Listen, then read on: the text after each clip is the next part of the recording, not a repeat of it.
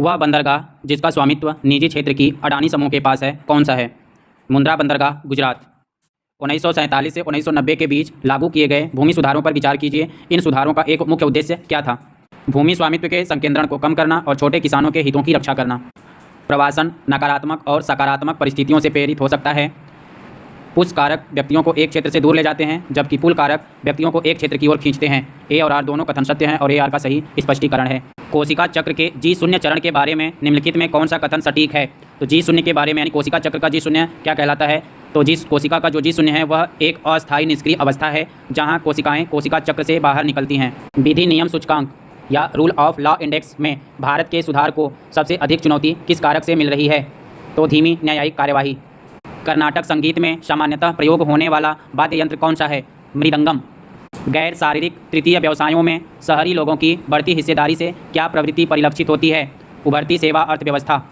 GTI यानी global terrorism index 2024 के अनुसार कौन सा क्षेत्र वैश्विक आतंकवाद का नया केंद्र बन गया है? उप सहारा अफ्रीका का मध्य साहेल क्षेत्र। गांधी सागर वन्यजीव अभ्यारण्य कहाँ पे है? मध्य प्रदेश में। सोनाई रूपाई वन्यजीव अभ्यारण्य आसाम में। कैमूर वन्यजीव अभ्यारण्य बिहार में। एतुरनागारम वन्यजीव अभ्यारण्य तेलंगाना में। भारत में कौन सी उच्च ऊंचाई वाली वेधशाला लद्दाख में अंतरिक्ष अवलोकन के लिए उपयोग किए जाने वाले ऑप्टिकल इंफ्रारेड टेलीस्कोप की मेजबानी के लिए जानी जाती है? तो उसका नाम है हानले भारतीय खगोलीय वेधशाला। किस प्रकार की आकाशगंगा का कोई नियमित आकार नहीं है और वह गैस और धूल से समृद्ध है? तो उसको कहते हैं इरेगुलर गैलेक्सी यानी अनियमित आकाशगंगा। 1947 और 1990 के बीच की भारत की औद्योगिक विकास रणनीति में सार्वजनिक क्षेत्र पर दिए गए जोर पर विचार करें। इस अवधि के दौरान सार्वजनिक क्षेत्र को प्रमुख भूमिका देने के पीछे मुख्य तर्क क्या था? सार्वजनिक क्षेत्र को सामाजिक लक्ष्यों को प्राप्त करने, संतुलित क्षेत्रीय विकास को बढ़ावा देने और रणनीतिक उद्योगों को नियंत्रित करने के एक उपकरण के रूप में देखा गया था। 1991 के बाद राजकोषीय अनुशासन सुधारों ने केंद्र राज्य वित्तीय संबंधों को किस प्रकार प्रभावित किया?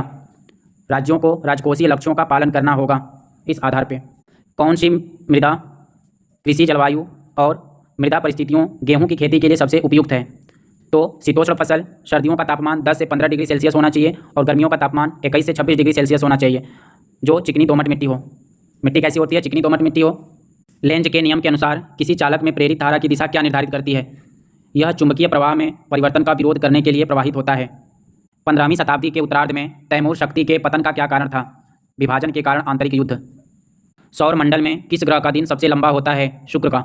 कौन सी योजना को सीधे उनके बैंक खातों में वार्षिक आय सहायता प्रदान करती है? तो PM फसल बीमा योजना। इसरो के आदित्य L1 मिशन का भविष्य में क्या प्रमुख प्रभाव होगा? जो सूर्य के क्रोमोस्फीयर और कोरोना का अध्ययन करता है। उपग्रहों और विद्युत प्रणालियों की सुरक्षा के लिए बेहतर अंतरिक्ष मौसम पूर्वानुमान।